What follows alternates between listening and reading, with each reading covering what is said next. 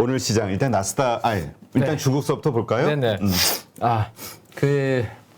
어제 이제 우리나라 원화라든지 우리나라 외국인 수급이 글로벌 통화들의 움직임 보면 좀 괜찮을 것 같다라는 말씀을 어제 우리가 이제 장 시작하기 전에 아니 근데 뭐 지금 잘못됐나요? 뭔가를 네. 아니 우리 PD 보고 막 네. 욕을 하네. 네. 우리 저 키맨이 머리 손질 안 해줬다고. 저 클로즈업 샷 좀 한번 잡아줘. 아니 클로즈업 샷 좀 한번 잡아줘봐요. 머리 스타일. 이게 잠깐만. 왜 이런 거야 머리가? 그러니까 왜 이렇죠? 바람이 많이 불던데 이게 더 올라오네. 아니, 됐습니다. 네. 어쩔 수 없어. 네. 오늘 망가진 하루. 네, 오늘은 이건. 어쩔 수 없는 것 같습니다. 네. 그래서 이제 어제 우리나라 코스피 시장에서 외국인들이 한 2천억 정도 순매수를 했고 코스닥에서는 거의 뭐 관망이었습니다. 그래서 수급은 어제 나쁘지 않은 하루였는데 문제가 이제 우리 시장이 끝나고 난 다음부터 이제 위안화의 움직임을 보셔야 되는데요. 자, 지금 보시면 다시 이 변동성이 너무 심하죠. 이제 환율 쪽도 사실 환율도 많은 우리 이코노미스트들이 저희 리서치 하우스에도 계시지만 제일 이 전망하기 어려운 게 환율 원자재 쪽이라고 하시더라고요. 그래서 환율도 참 전망 자체가 어려운데 어제도 뭐 좀 위안화 강세 보이는 듯 하더니만 다시 지금 약세 쪽으로 오늘 새벽까지 그림을 지금 그려온 건데요. 다시 살짝 우리한테는 부정적인 방향으로 위안화가 좀 움직이고 있다라는 거 한번 체크를 하시고 오늘 아침에 위안화 좀 같이 보시면 좋을 것 같고요. 자, 중국 상해 지수도 이렇게 추세들을 제가 이제 그어드렸는데 살짝 돌파하는데 하다가 여기서 또 멈칫하는 그런 모습. 추가적으로 뭐 주 후반에 더 치고 나가지는 못하고 3일, 4일 여기서 옆으로 그냥 행보하는 3,000포인트 초반에서 조금 행보하는 그런 그림을 좀 보여주고 있습니다. 그래서 글로벌리 뭐 다 조금 부진한 왔다 갔다 변동성이 큰데 상해도 보시면 양봉 하나, 음봉 하나, 양봉 하나 거의 뭐 홀짝홀짝 그런 그림이 만들어지고 있고 이 그림이 훨씬 더 심한 게 지금 미국 시장입니다. 양봉 하나 냈다가 곧 깨버리는 음봉 나오고 또 양봉 하나 냈다가 양봉 깨버리는 음봉 나오고 조금 이따가 차트 보겠지만요. 그래서 상당히 변동성이 심한 증시가 이어지고 있고 하지만 중국 증시가 추세적으로는 에너지가 가장 강한 모습이다라는 말씀을 최근 들어서 계속 우리 가족 여러분들한테 드리고 있는데 중국 상해 지수의 주봉 MACD 오실레이트는 여전히 2주 연속으로 어쨌든 좋아지는 방향으로 움직이고 있다. 중기 추세는 그렇게 한번 보시고 오늘 개장초 또 체크를 하시면 될 것 같습니다. 자, 제가 오기 전에 앞에 이제 출연하신 분들이 아마 오늘 하락 이유에 대해서 여러 가지 이야기들을 많이 하셨을 것으로 생각이 되고요. 일단 유럽 증시도 오늘 이제 1%대 다 하락하는 그런 그림이었는데 유로존에서도 이 CPI는 우리 소비자 물가 지수입니다. 그죠? 그래서 7.4% 상승해서 역대 최고치의 이 흐름이 나왔다라는 뉴스입니다. 그래서 이 부분 때문에 오늘 또 심리적으로 또 유럽 증시도 눌리는 그런 그림이었습니다. 결국 인플레이션 공포죠. 네, 계속 전 세계를 잡고 있는 게. 요거는 계속 좀 이어지는 그런 이제 이유다. 근데 우리가 이걸 새로운 뉴스라고 받아들이기는 좀 어렵지 않습니까? 대표님, 그렇죠. 그죠? 예, 이미 어느 정도 인지하고 있고 물가가 알고 있는 건데. 네, 알고 있는 그런 뉴스였다라는 거 한번 생각을 하시면 될 것 같고요. 그래서 오늘은 오히려 요 로스라는 거 하나 공부를 하면 될 것 같아요. 2년 내 가장 큰 폭으로 오늘 미국 증시가 좀 하락을 했다, 손실을 입었다, 그런 내용으로 보시면 될 것 같습니다. 그래서 살짝 어제는 파월 의장의 발언에 잘 버텨줬던 증시가 오늘은 2년 내 가장 큰 폭으로 지금 좀 퍼포먼스가 안 좋은 그런 오늘 새벽에 미국 증시의 흐름이 좀 보였습니다. 자, 근데 이제 언론 나온 헤드라인 기사들을 제가 쭉 새벽에 일어나서 체크를 해보니까 연준의 이 긴축 강도 이런 또 이야기들을 많이 하시더라고요.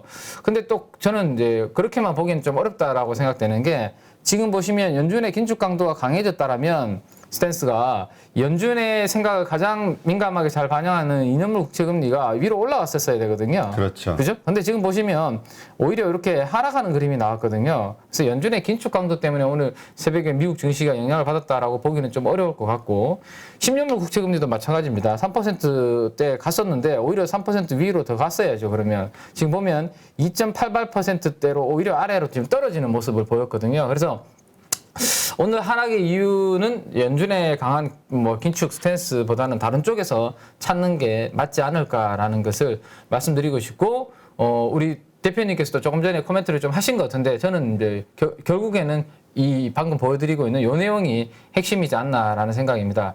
최근에 우리가 이제 계속 말씀을 드렸던 부분이 가처분 소득이 좀 줄어드니 진짜 필수 소비재 쪽 빼고는 나머지는 좀 소비가 줄어들 수 있다라는 그렇죠. 이야기를 우리가 계속 드렸는데 요거는 제가 써온 거 아니고요. 연합뉴스에 제가 이제 오늘 새벽에 나온 기사를 이제 가지고 온 건데 가처분 소득이 줄어들면서 비필수재 소비가 줄어들 수 있다는 우려입니다. 필수재가 아니라 비필수재, 굳이 안 사도 되는 거죠. 버틸 수 있는 그러한 쪽의 소비가 줄어들 수 있다는 우려가 이제 커졌다라는 게 있고, 또 하나는 최근에 이제 우리 뭐 일자리 뭐 이야기 나오면서 인건비가 전반적으로 전 세계적으로 지금 상승하고 있는 말씀 드렸지 않습니까? 그래서 이 인건비 증가, 그다음에 연료비, 에너지 가격들 이러한 것들 때문에 소매업체들의 비용 부담, 예상치로 밑도는 순위, 결국에는 이 부분이 계속 영향을 줬다라고 볼 수 있을 것 같아요.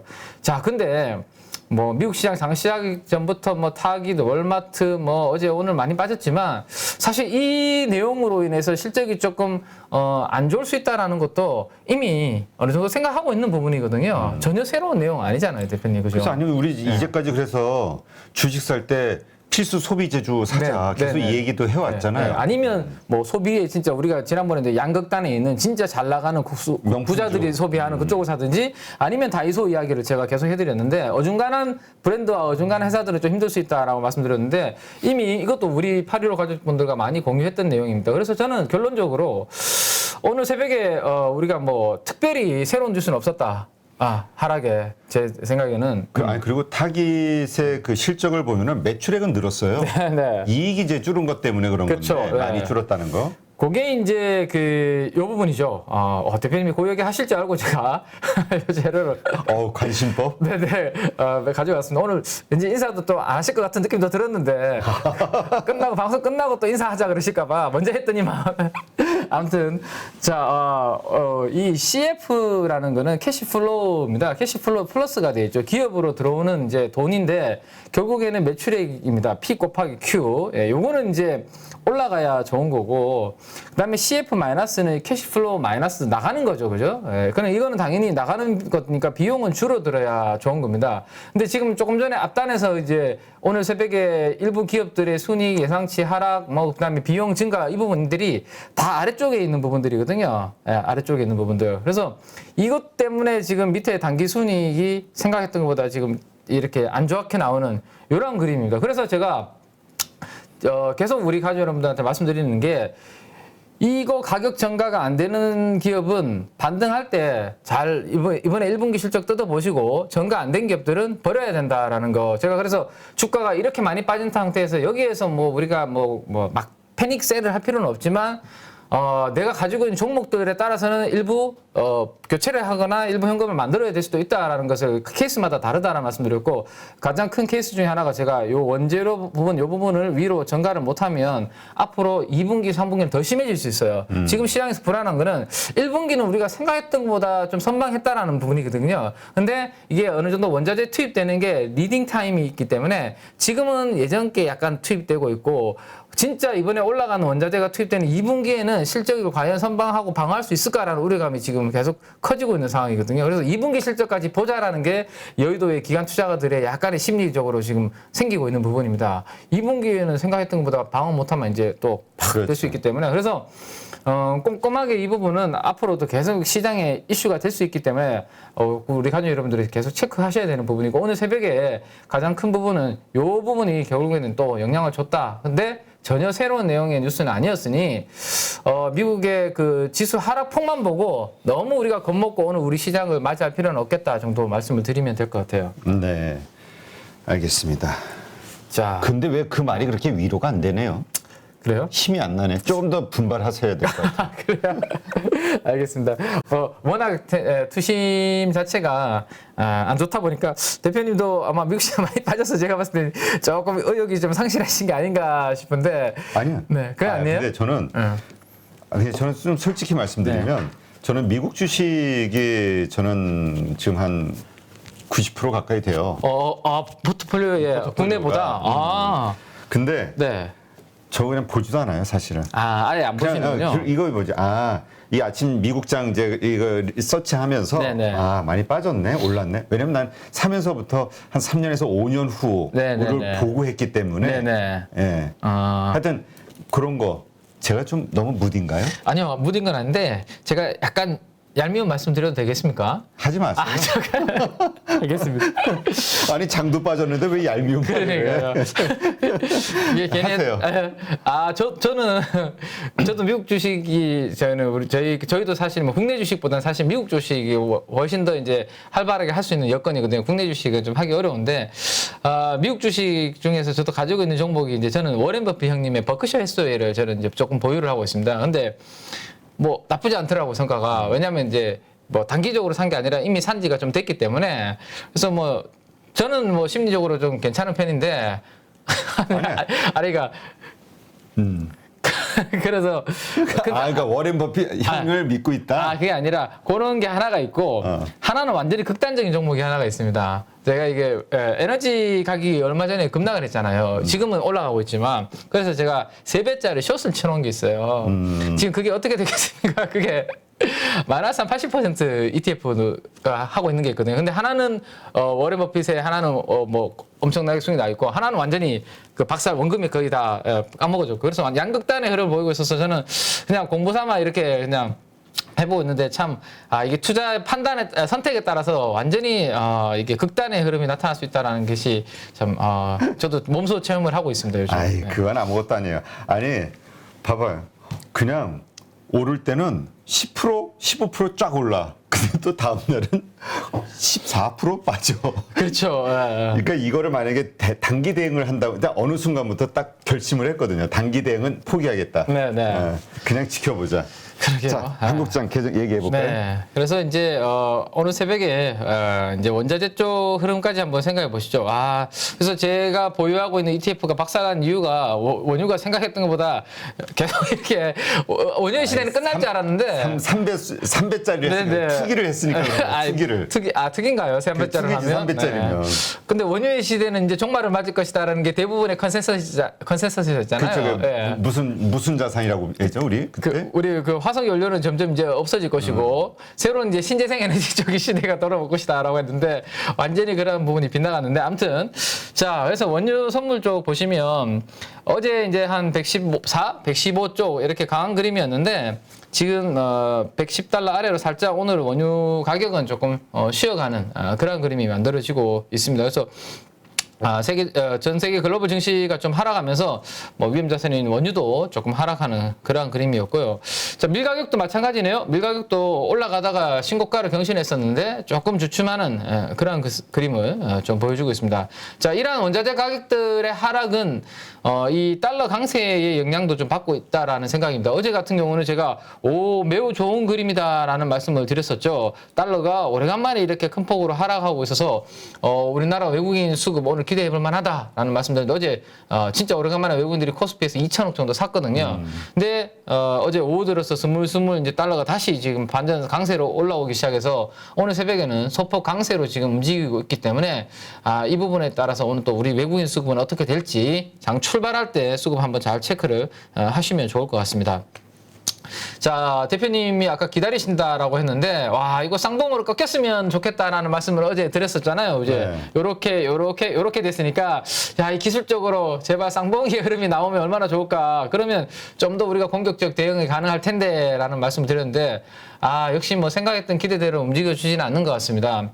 뭐 오늘 뭐 주식 시장이 그렇게 하락했는데 채권 시장에서 하이힐드 쪽에서도 훨씬 더 자금이 빠져나오면서 금리가 추가적으로 더 급등하는 그런 그림. 그래서 정고점을 돌파했네. 네, 4.9%까지 스프레드가 더 지금 안전한 국채 대비해서 위험한 채권의 스프레드가 더 벌어지는 그런 그림이라서 여전히 보유하고 있는 주식 비중의 비중 자체를 크게 늘리시기보다 그 가지고 있는 걸 가지고 내가 어떻게 조절을 할지 그 부분에 더욱더 중점을 두는 게 아직은 스탠스가 맞지 않을까라는 생각이고 하이힐드가 이렇게 급등하니까 당연히 이제 우리 심리 공포 지수는 다시 10 아래로 지금 떨어지는. 9로 떨어졌네. 네네. 어제는 15 정도까지 반등을 했었는데 오늘의 미국 증시의 이 심리는 거의 뭐 또 극단적인 공포의 하락을 바닥권을 향해서 지금 거의 움직이는 그런 모습이 전개가 되고 있습니다. 그래서 오늘이 어쩌면 말이요.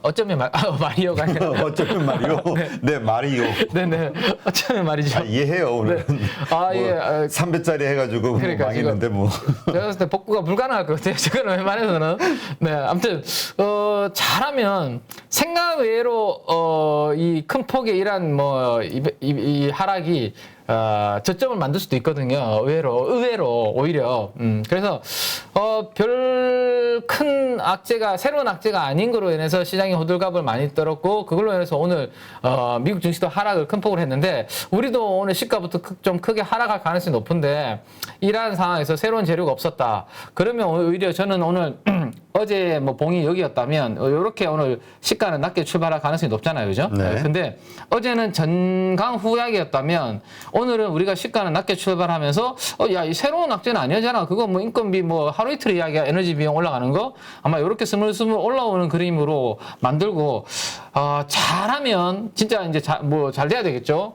오늘이 이 저점이 될 가능성 그 부분도 한번 체크해 볼 필요가 있을 것 같아요. 물론 이제 앞으로 더 봐야 되겠지만 방향성을. 그래서 의외로 이렇게 크게 한번 흔들렸을 때가 오히려 이제 저점을 형성하는 경우도 이제 우리가 많이 봤기 때문에 오늘 아침에 시가에 가지고 있는 포지션을 나 도저히 안 되겠어요라고 던지는 그 부분은 좀 저는 참는 게 참으시는 게 팔아도 반등시 네, 팔아야 맞습니다. 되는데 네. 예를 들어서 어제나 그제 뭐 이런 것처럼 하면 더 오를까봐 기다리고 그렇죠. 떨어지면 자꾸 팔려고 하는 이 인간의 본능을 그건 참 어렵죠. 거슬러야 돈을 번다고 하니까. 네. 저도 그거 회복하기 기다리다가 지금 마이너스 90% 된 거거든요.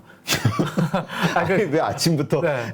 저도 똑같다라는 우리 86 환전분들과 참 그런 부분들에 있어서는 비슷하다라는 말씀을 드린 건데 하기 어렵다. 하지만 계속해서 이 경험을 통해서 다음에는 이런 실수를 안 해야지라면서 저는 계좌를 보고 있거든요. 내가 왜 이런 선택을 하고 이걸 빨리 안 잘랐을까라는. 그러면 좋은 주식 버커스 해스웨이처럼 좋은 기업만 남아 있을 텐데 왜 이 극단적인 두 개를 가지고 내가 이렇게 포지션 해놨을까? 참 그 반성을 요즘도 한 번씩 보면서 잠도 못 자고 그렇게 하고 있습니다. 네. 밤도 네. 잠도 못 자고 참 안타까운 사연인가요? 네. 네. 자, 그래서 오늘 우리가 가족 여러분들 시장이 미국 많이 빠져서 좀 우울하실 텐데 시가 대비해서 양봉의 그림을 희망을 한번 그려보시자고요, 일단. 네. 그리고 아침에 출발할 때 외국인 수급과 위안화 달러 그림 한번 보면서 대응을 하자라는 말씀 정리를 해드리겠습니다. 자, 그래서 이제 나스닥이 오늘 시가부터 낮게 소매 업체들 주가 안 좋게 출발하면서 여기가 보합인데 시가부터 낮게 출발했고 뭐 장중에 번번한 반등 한 번도 없이 그냥 찍어내리는 그런 에너지가 약한 모습으로 오늘 5% 가깝게 하락하는 그런 그림이었습니다. 근데 어떻게 보면 우리 한국 시장이 다음 날의 그 나스닥 분위기를 예견해주는 어떤 시금석 같은 느낌도 들어요. 네네네. 오히려 꼭 그렇게 움직이더라고요. 이번에 홀짝홀짝하면서 어제는 사실 나스닥이랑 미국 증시 좋았는데 우리는 어제 뭐 약했잖아요. 그래서 오늘 오히려 우리가 선방을 하고 오늘 밤에 또 약간 미국이 또 선방해 줄 수 있는 그러한 이제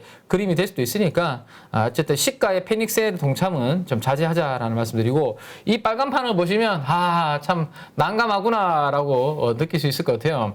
그래서 저 유일하게 초록색이 있는 종목이 있어서 제가 뭐예요? 네, 한번 봤는데 요게 이제 어페럴 쪽입니다. 어페럴 쪽. 근데 좀 낯선 종목이더라고요. 그래서 뭐 내용을 좀 찾아보려다가 그냥 뭐 저거 하나 오늘 새로운 종목 봐봤자 의미도 없을 것 같아서 이제 더 깊게 보진 않았는데 뭐 오늘 그 테슬라부터 해서 아마존 이런 특히나 아마존이 이제 소매 유통 쪽이잖아요. 그죠? 가장 큰 폭으로 오늘 하락하면서 미국 증시의 업종별 흐름은 피바다였다. 라는 거.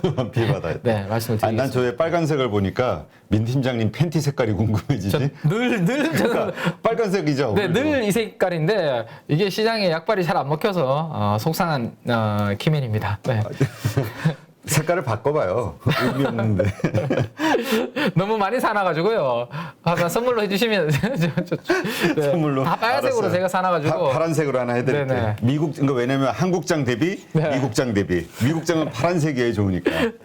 자, 미국 나스닥 흐름 한번 보시면 자, 이렇게 이제 고점과 고점을 연결한 저항선까지 이번에 좀 다가가지 않겠나라는 희망적 흐름을 어제는 기대를 했었는데요.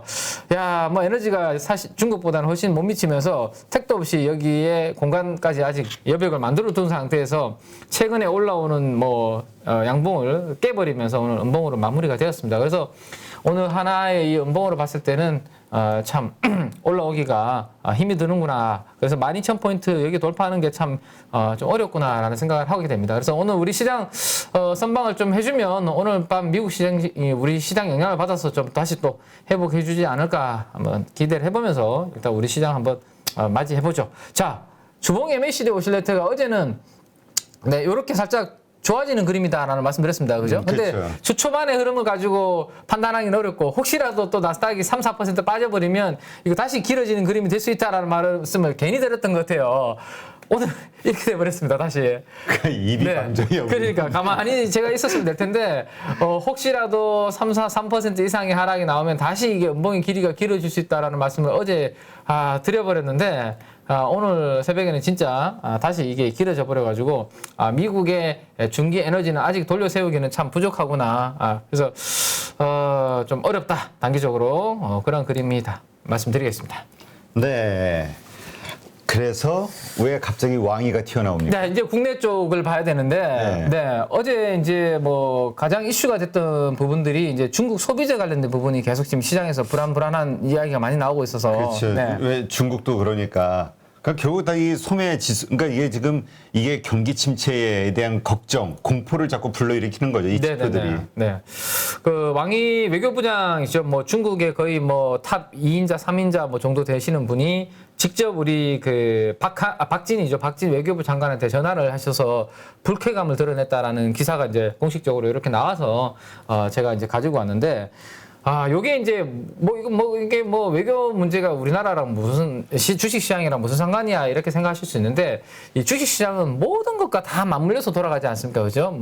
근데 이게 우리가 사드 때문에 상당한 피해를 많이 입었었고 몇 년 동안 물론 눈에 딱히 중국이 공식적으로 뭔가 제재를 한 부분은 보이지 않지만 산업별로는 어쨌든 피해를 많이 입었습니다. 그래서 이 부분이 또 우리가 이제 미국이 주도하고 있는 이 경제 프레임워크에 참여를 하게 되면 중국은 또 뭔가 하겠다라는 약간 뉘앙스를 지금 비치고 있는 거거든요. 그래서 예전에부터 제가 계속 말씀을 드리고 있지만 이번에 들어선 이 윤석열 대통령의 현 정부는 어쨌든 미국과 중국 쪽에서 선택하는 분위기를 느껴봤을 때 약간의 미국 쪽으로 지금 약간 가깝게 다가서고 있는 느낌이거든요. 그래서 중국하고는 계속 우리가 좀 약간 갈등 관계가 이어질 수 있는 그런 부분이 있습니다. 그러면 결국 중국 소비재에 관련된 부분들, 중국 쪽에 매출도가 높은 기업들은 혹시라도 그런 심리적인 요인이 있을 수 있고, 만약에 이 부분들이 좀 제재가 가해졌을 경우에 당연히 실적으로 연결되는 부분이 있을 거고요. 그죠? 그래서 중국 소비에 관련된, 특히 중국의 매출도가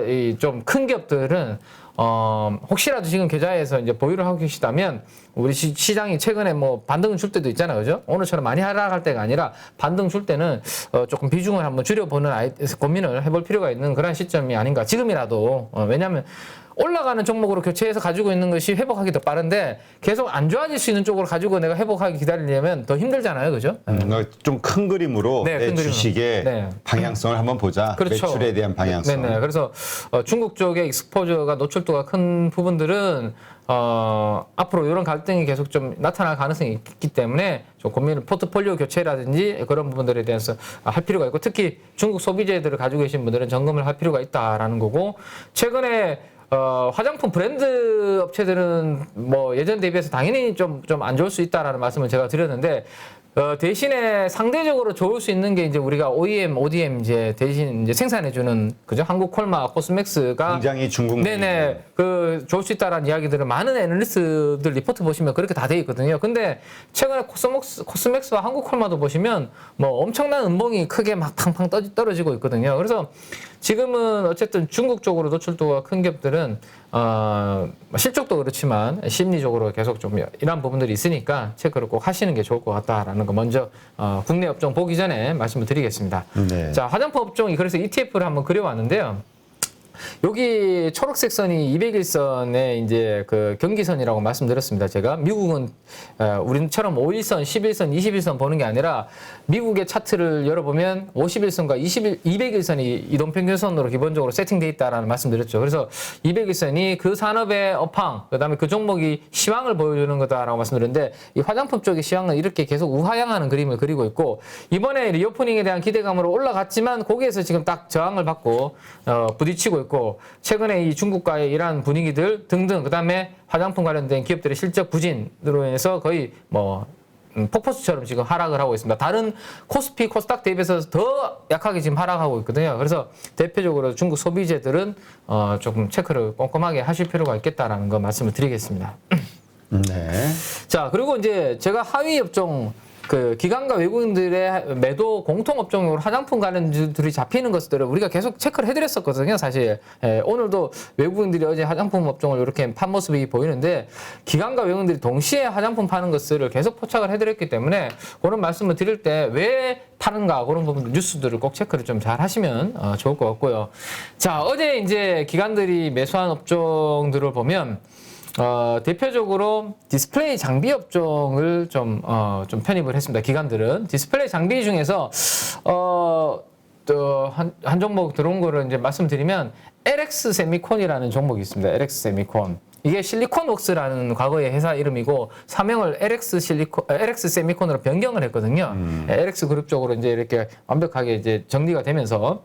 근데 이게 이제 그 디스플레이를 구동한, 이제 우리가 컴퓨터 모니터도 그렇고 TV도 이제 켜져 있는 상태에서 가까이 이렇게 들어가 보면 아주 작은 픽셀들이 여기 수십만 개가 수백만 개가 이렇게 촘촘하게 다 박혀져 있거든요. 픽셀. 네, 픽셀이 다 박혀져 있습니다. 근데 색깔을 구현을 잘 하려면 이 픽셀에 대해서 뒤에 이제 껐다 켰다 신호를 이제 딱 전달해 주는 부분들이 칩이 있어야 되는데요. 그런 부분들 이제 T콘 타이밍 컨트롤러도 있고요. 그다음에 DDI라는 디스플레이 드라이브 IC 이런 칩들을 하는 것이 LX 세미콘입니다. 그래서 디스플레이 쪽 여팡이 좋아야지만 이 회사는 좋은 상황이겠죠. 근데 최근에 LG 디스플레이 상황이 안 좋잖아요. LCD 가격이 많이 그렇죠. 하락하면서 거기에 연동돼서 픽아웃 우려감에 주가가 많이 빠졌는데 사실 LX 세미콘은 그것보다는 OLED TV향으로 하고 있는 이 뭐 DDI라든지 이런 부분들의 수익성이 괜찮은 상황이기 때문에 생각했던 것보다 실적 1분기 잘 나왔고요. 예상치보다 30% 잘 나왔고 선방을 하고 있습니다. 그리고 방금 말씀드렸던 이런 부분들뿐만 아니라 앞으로 신성장 산업 쪽으로 텔레칩스라는 지난번에 제가 차량용 반도체 한번 소개해드린 적이 있는데 그 회사의 지분을 이번에 좀 인수를 하고 전장 쪽 반도체 쪽 뭐 다양한 신성장 쪽으로 진출하고 있기 때문에 그런 부분들이 붙으면 지금 밸류에이션이 4.7배, 5배 미만이거든요. 벌어들인 기업 이익 대비해서 주가 수준도 매우 낮은 수준이고 그래서 기관 투자가들은 그 부분을 보고 LX 세미콘을 지금 실적과 밸류가 앞으로 좋아질 수 있는 기업으로 집중을 했기 때문에 어제 디스플레이 장비 업종이 매수 강도 1위 종목으로 좀 잡혔다. 그 특징이 있다라는 것을 말씀을 드리고 그 아래 전자장비 사무용 전자제품이라고 되어 있는데 요거는 두 개의 섹터가 들어가 있는데요. 표현을 FM 가이드에서 이렇게 표현을 하기 때문에 그냥 그대로 가지고 왔는데 2차 전지 소재 쪽이 여기에 들어가게 되고요. 그 다음에 우리 반도체 기판 쪽이 여기에 들어가게 됩니다. 그래서 그런 종목들이 어제 들어오면서 수급이 잡혔다라는 거 보시면 되고, 그 다음에 뭐 페노션과 같은 운송 업종 여전히 좀 수급이 들어오고 있다라는 거 체크를 하시면 좋을 것 같습니다. 그 다음에 이제 건설 쪽이 최근에 좀 안 좋거든요. 그렇죠. 네, 새 정부 들어오면서 기대감이 좀 있었는데 생각했던 것보다 속도가 좀 더디게 진행이 되면서 건설 쪽이 좀 안 좋은데 우리 소매업체 아까 우리 이야기 드렸지만 인건비 뭐 상승 부담 뭐 이야기했는데 건설이 대표적으로 우리 인건비가 많이 들은 그 현장이잖아요. 그래서 그런 부분들도 있고 워낙 자재값이 요즘 비싸지 않습니까? 그러다 보니까 자재값이 조금 싸질 때까지 건설 현장을 약간 쉬겠다라는 그런 부분들도 뭐 현장 쪽에 있다 보니까 건설 텍 섹터가 조금 부진한 그런 부분을 보이면서 기관 외국인들의 매도가 이렇게 조금 나오고 있는 그런 부분이 있다. 근데 조만간에 원희룡 그 국토부 장관이 주택 공급 정책에 대한 발표를 좀 한다고 하죠, 그죠? 그래서 그 부분 발표하면 단기적인 모멘텀이 될 수 있을 것 같긴 한데 그래도 저는 건축비 같은 부분들이 좀 인상할 수 있는 요인이 나타나기 전까지는 오히려 건설보다는 건자재 쪽 보시는 게 낫지 않을까. 제가 조선보다는 조선 기자재 이야기를 해드렸듯이 최근에 대우조선행이나 이런 것들 자금 이슈 때문에 주가 많이 빠진 거 보셨죠? 네, 실적 그다음에 자금 조달 이슈 때문에 주가 많이 빠졌는데 조선도 조선 기자재 쪽이 낫겠다라는 말씀 드렸던 것처럼 건설도 건설사들이 건축비 이런 부분들이 좀 좋게 올릴 수 있기 전까지는 기자재 쪽, 건자재 쪽이 좀 낫지 않을까라는 말씀 드려보고요. 자, 기관 매수 강도 탑 20 쪽을 우리가 한번 보면 코스모 신소재. 이게 양극재, 예전에 우리 많이 공부했던 쪽이죠. 코스모 신소재. 양극재 쪽으로 어제 매수 강도가 좀 강하게 들어오는 모습이었습니다. 그러니까 코스모 신소재, LNF 두 종목이 어제 가장 좀 눈에 띄었는데, LNF는 코스닥 시총 2위까지 이제 어제 올라왔습니다. 자, 최근까지 이제 이들 업종에 대해서 야, 니켈 가격이 올라가니까 원가 부담 커지는데 괜찮겠어라는 우려감이 컸다면, 최근에 실적 발표하고 기업들이 다 뭐 하고 있냐면요. IR 지금 대부분 하고 있습니다. 그리고 우리 KB증권에서도 다음 주부터 해서 콥데이라고 해서 코퍼레이트 데이라고 해서 기업 그 IR 팀장이라든지 기업의 이제 경영진들과 기관 투자가들을 연결해주는 줌으로 그 기업 설명회를 저희도 콥데이라고 그 줄여서 코퍼레이트 데이인데 뒤에 퍼레이트를 줄여서 CO 콥데이라고 줄여서 저희들 기관들은 표현을 하거든요. 직접 만드신 건 아니죠? 제가 만든 게 아니고 좀 구려. 구려요? 어려워. 발음이. 국내 증권사 리서치 센터들은 저희 대표님이 구리다고 하니까 앞으로 그 콥데이를 다른 표현을 한번 해보시기 바랍니다.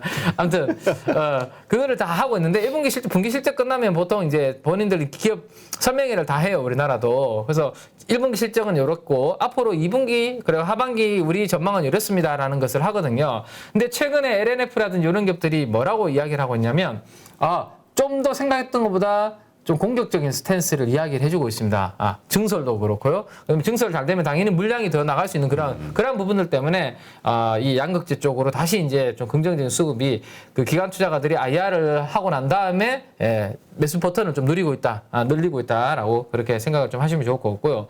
양극재 쪽도 뭐 최근에 조금 좋아지고 있지만 제가 개인적으로 계속 말씀을 좀 많이 드렸던 부분은 양극재 쪽은 여기서 더 이상 더 좋아지기는 어려우니 성능이 이제 원래는 실리콘 응급제 쪽 시대가 될 거다라는 말씀을 드렸는데 실리콘 응급제 안정성을 보완하기 위해서 CNT 도전제를 첨가를 하게 되는데 그 부분을 우리나라에서 유일하게 하고 있는 나노신소재가 어제 사상 최고치를 경신을 했거든요. 네. 자, 결국에는 시장은 안 좋은데 뭔가 실적이 나오고 성장성 있는 기업들은 금리가 올라가든 말든지 간에 이렇게 사상 최고치를 가는 종목들이 있다라는 거죠. 그래서 이런 뭐 성장성 있는 기업들은 금리가 올라가도 잘 방어를 해주고 있다라는 것을 참고로 해보시면 좋을 것 같고요. 근데 네. 그거에 대해서 약간 이견을 좀 네네. 말씀드리면 네. 실적이 좋아서 올라갔을까?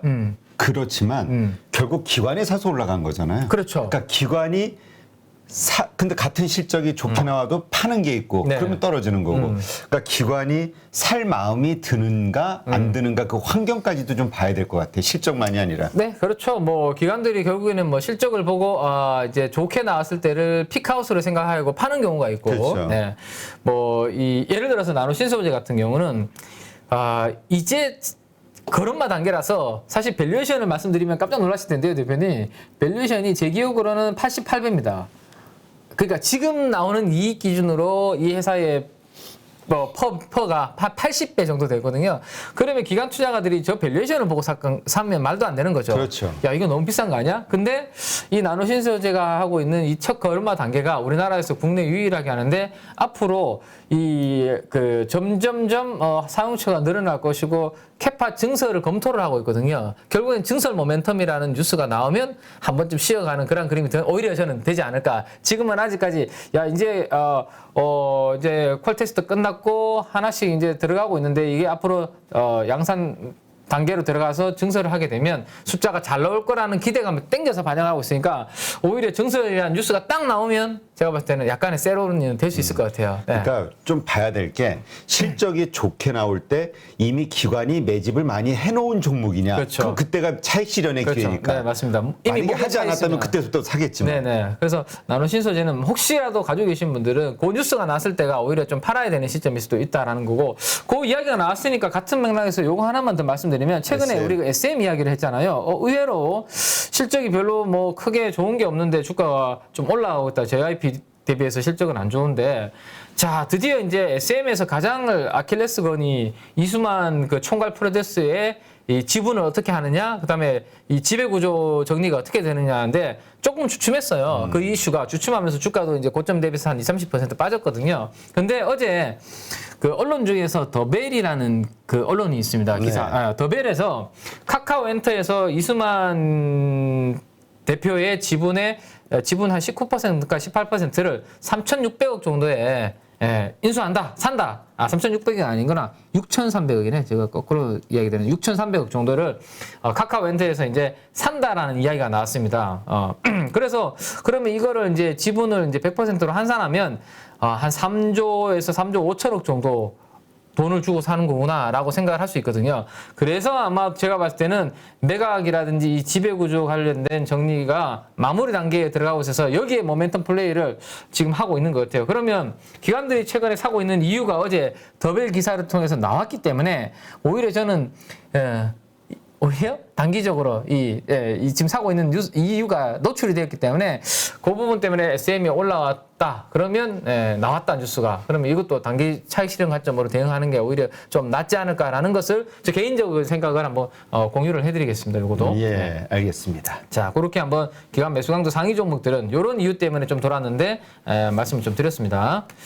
자, 그다음에 이제 사모펀드도 그렇죠. 역시 이제 돈 좀 약간 그런 스마트머니들 가장 좀 똘똘한 사모펀드들도 방금 말씀드린 그 내용을 노리고 지금 SM에 들어온 것 같은데 그 뉴스가 나와서 주가가 움직이면 단기 트레이딩을 하지 않을까라는 생각을 한번 해볼 수 있을 것 같고요. 그다음에 조금 전에 말씀드렸던 LX 세미콘이라는 회사 사고 있습니다.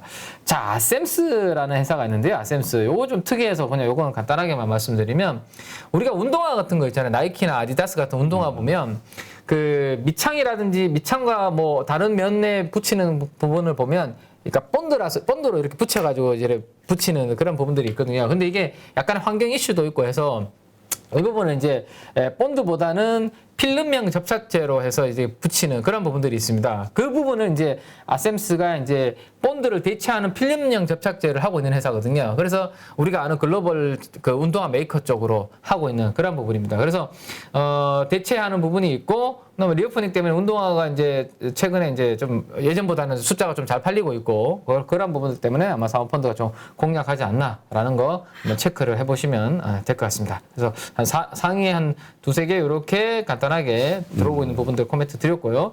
네. 자, 지금 보시면 근데 어제 이제 2차 전지 관련 종목들이 눈에 좀 보이고, 그 다음에 기판 관련된 종목이 좀 가장 특징적인 상호펀드의 핵심 포인트였다라는 거 짚고 넘어가겠습니다.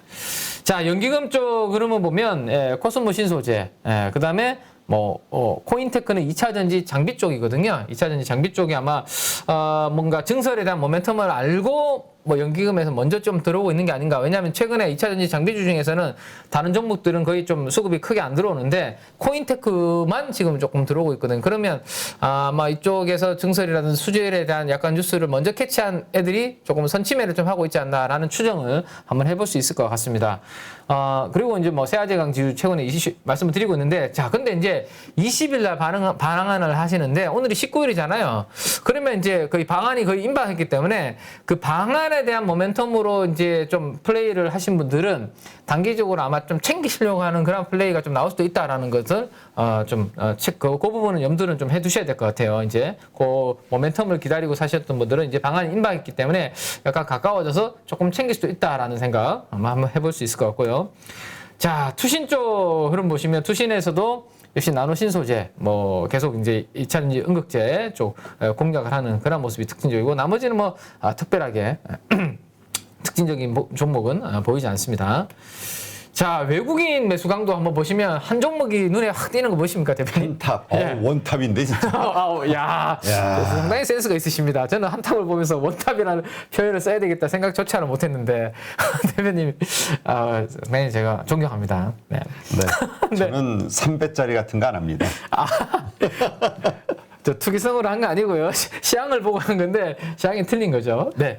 자, 근데 한탑이 제가 이거 화요일 날 사료주 중에서 사료주를 여러분들께서 제가 지금 추천드리는 건 아니지만 앞으로 사료에 대한 테마가 났을 때 그냥 막 사료주 달린다고 똑같은 사료주가 아니라 사업 보고서를 보시면 이 회사가 진짜 전체 매출에서 사료 비중이 얼마인지를 다 볼 수 있는 방법이 있다라는 말씀을 드렸고, 그 안내를 하나씩 쫙 드리면서, 근데 시장의 공통적인 그 테마를 동시에 가지고 있는 종목이 한탑이다라고 제가 한탑의 사업 보고서를 이렇게 그려서 가지고 왔었거든요.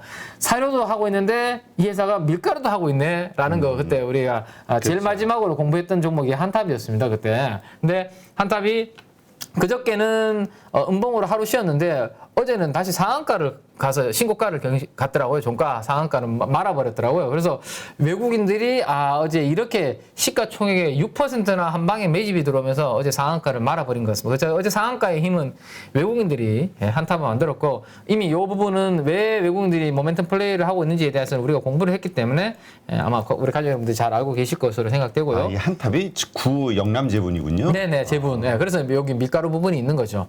그리고 사조 동화원 있죠. 요것도 이제 그 관련된 그런 밀가루 그쪽도 하고 있는. 그래서 외국인들은 최근에 시장에서 약간 이슈가 되고 있는 조금 플레이를 하고 있는데, 과연 이게 노랑머리 외국인일까? 예, 검은머리 외국인일까? 네, 그거는 약간 외국인들이 이렇게 진짜 이런 모멘텀 플레이까지 하는 게 맞아요? 노랑머리가? 그런 생각이 좀 듭니다. 네, 아무튼 어쨌든 외국인들로 잡히고 있는 쪽에서는 시장 이슈가 되는 쪽을 주로 플레이를 많이 하고 있다 정도 보시고, 그 다음에 LNF 시가총액 2위로 끌어올렸고요. 그 다음에 2차 전지 실적 아주 잘 나온 후성, 그 다음에 제가 그나마 반도체 쪽에서는 파운드리 쪽 좋다고 말씀드렸던 DBI텍, 이렇게 계속 공략이 들어오고 있다 정도로 매수 쪽은 마무리를 하겠습니다.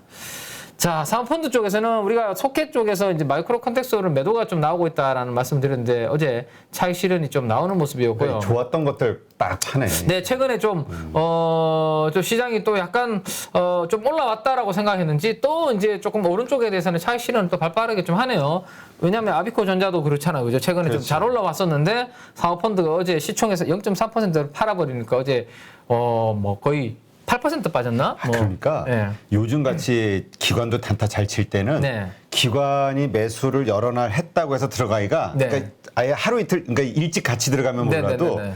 들어가면 이제 차익 실현하는 어떤 그런 순간을 그렇죠. 조심해야 될 것 같아요. 그래서 오히려 저는 제가 아비코 전자의 차트를 뭐 정확하게 기억을 하고 있지는 않지만 엄청나게 큰 양봉을 하나 만들어냈었고요. 그 다음에 양봉 2개 정도가 이렇게 나란히 정도 이렇게 나왔었습니다.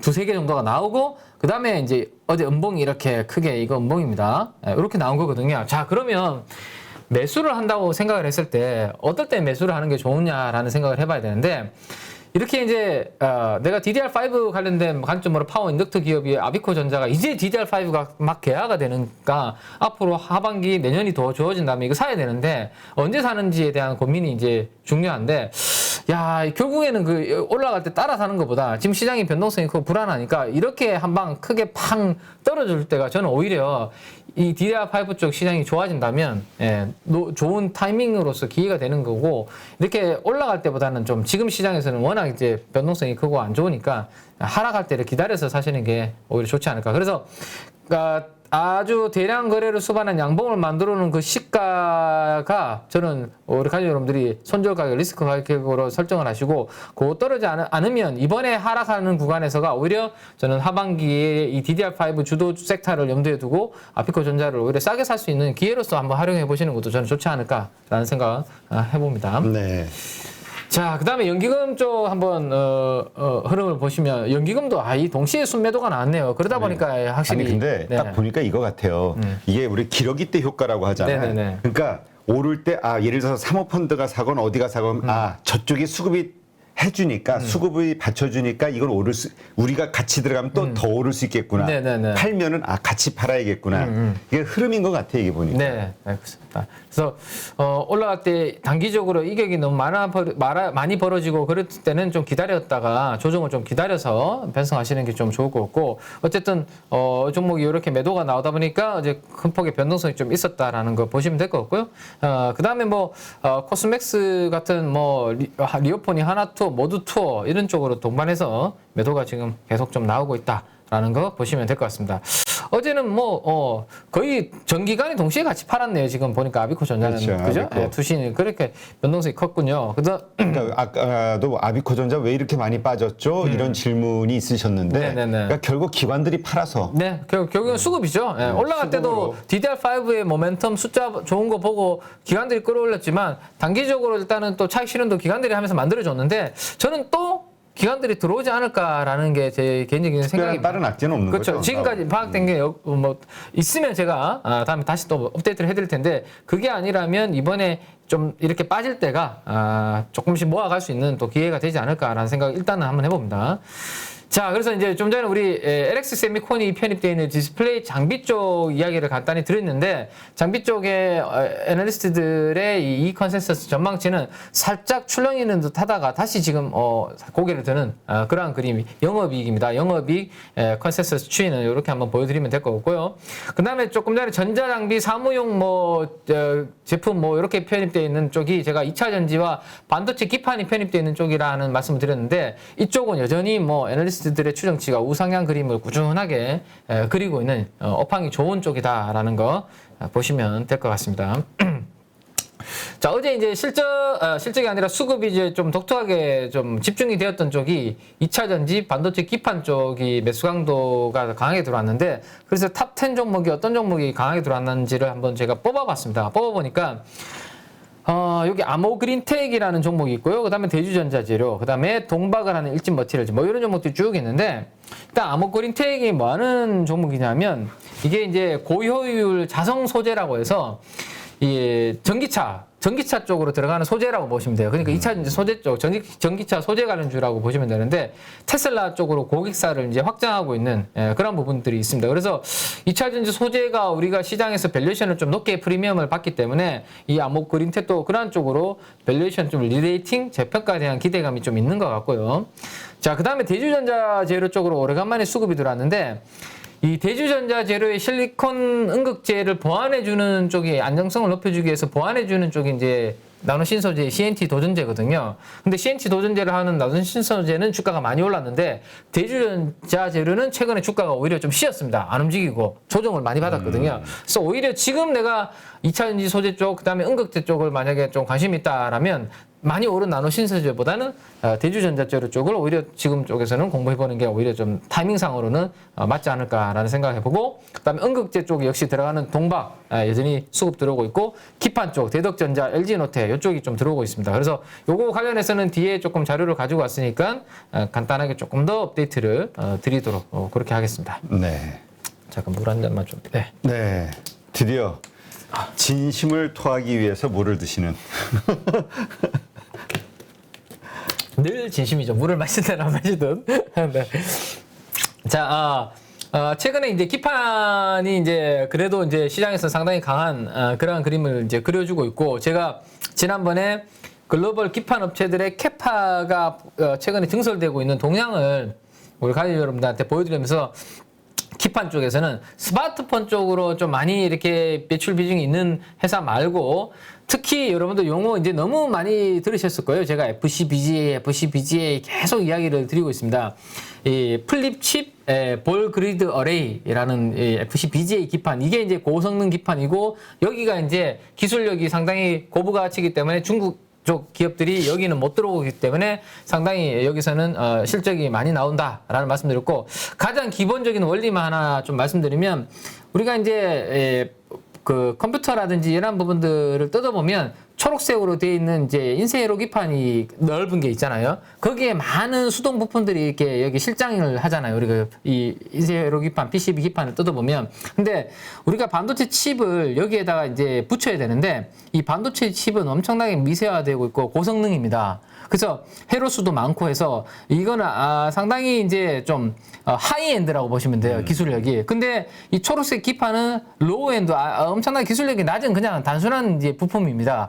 그래서 이 하이엔드 이 칩을 여기에 바로 붙이기에는 안 맞는 거죠. 회로수도 다르고. 그러다 보니까 지금 제가 엉덩이가 상당히 좀 불편함에도 불구하고 지금 방석이 없지 않습니까? 방석이 지금 클레임 거시는 거예요. 그 클레임이 아니라 그 방석 같은 역할을 해준다라고 보시면 돼요. 제가 의자에 앉는 데 있어서 더 편안한 역할을 해주는 게 방석인데, 제가 엉덩이 살이 없습니다, 사실. 엉덩이에 살을 붙여야지. 그게 필라테스를 해도 안 되더라고요. 강사님도 포기하시더라고요. 네, 아무튼 그래서 제가 갑자기 엉덩이 살 없는 이야기까지. 그러면 훨씬 기억에 남으실 것 같아요, 오히려. 팬티 색깔을 바꾸면 돼요. 네, 알겠습니다.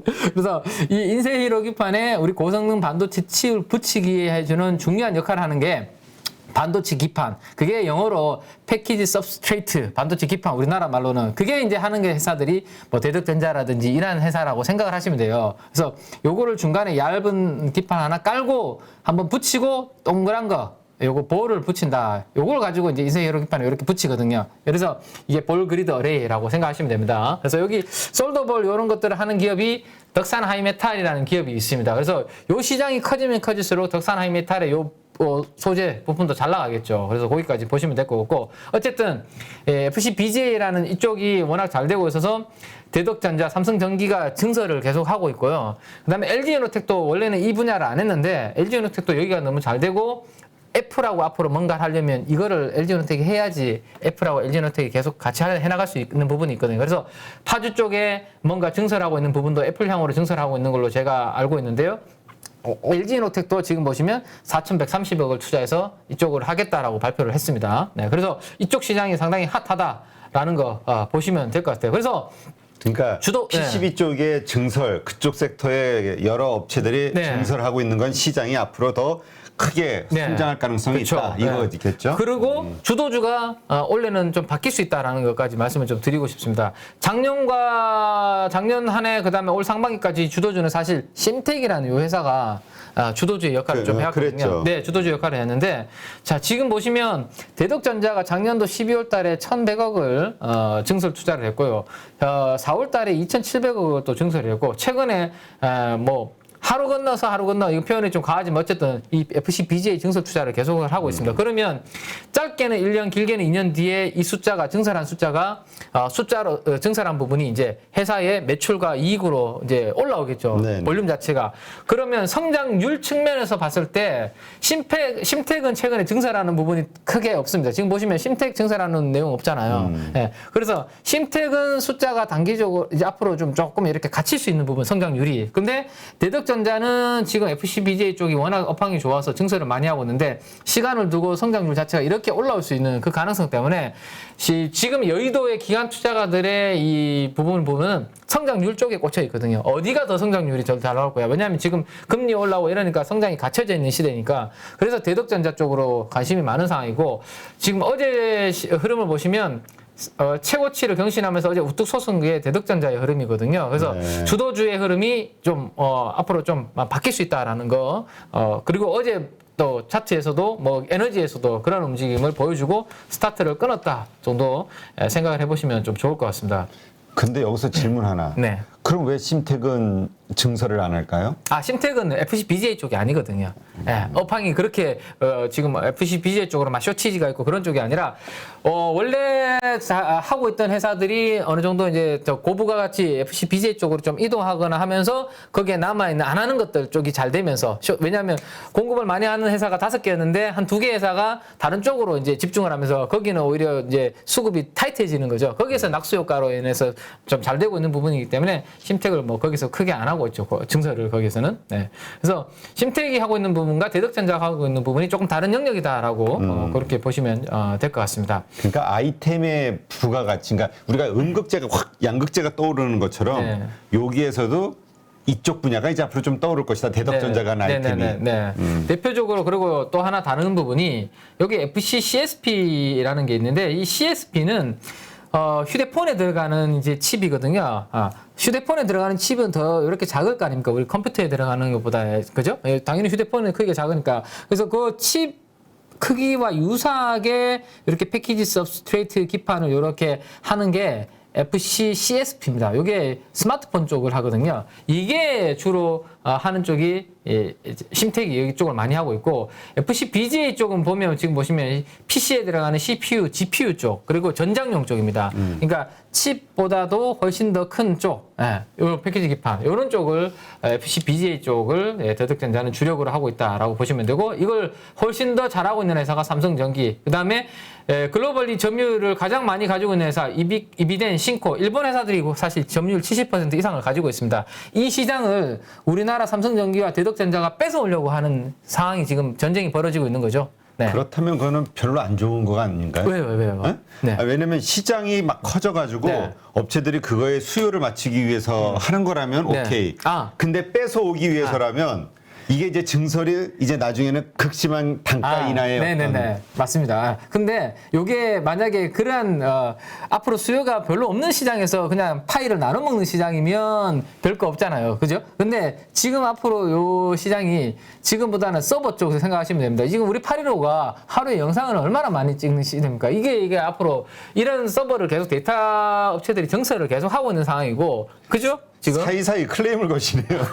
아니요. 아니, 동영상 많이 찍으시잖아요. 이 클레임 아니죠. 네. 그리고 앞으로 시대는 전기차에서 자율주행으로 가는 시대입니다. 그러면 거기에서도 당연히 데이터도 많이하고 서버 증설, 거기에 따라 서버 증설도 더 이루어지고 전장용 쪽 기판, 사랑용 기판은 더욱더 많아집니다. 그리고 고성능되고 그러면 EV대 신고가 거기까지 하고 싶어도 못하게 됩니다. 그러면 결국에는 국산화를 해야 되고 그러면 할 수 있는 회사는 삼성전기가 대덕전자이기 때문에 파이가 커지는 부분에 있어서 우리나라 영역이 좀 커지는 거지 파이가 커지지 않고 정해져 있는 것에서 우리가 뺏어오는 그런 건 아니다라는 거 말씀 좀 드리겠습니다. 네, 그러니까 우리 공급 과잉에 대한 우려는 안 해도 그렇죠. 된다. 네, 그래서 대덕전자가 특히나 하려고 한 쪽은 요 자동차 쪽이거든요. 전장용 쪽. 그래서 이 부분 쪽이기 때문에 뭐 아직까지는 그런 부분들의 우려보다는 기판 쪽에서는 대덕전자가 주도주로 좀 앞으로 바뀔 수 있다라는 거, 그다음에 성장률 측면에서 접근을 하고 있다라는 거 정도까지 생각하시면 되고, 여기 마지막으로 정리해드리면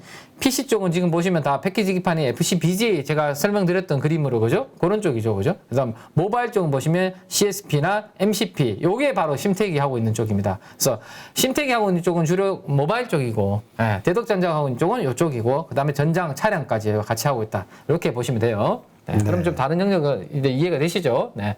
뭐 여기까지 제가 그냥 그려봤는데 넘어서서 지금 48분인데. 그러니까 지금 이제부터는 이제 별로 이제 안 들어와요. 이제 지금 지금 그죠, 동시호가 다 됐기 때문에. 그렇지. 지금 장이 이제 이거 시초가에 8호 4호 이제 고민인데 일단 우리 동시호가 한번 동시호가 뭐죠? 뭐 그럼 여기까지 하고 내일 하고 네네 여기까지 하고 동시호가 한번 보도록 하겠습니다.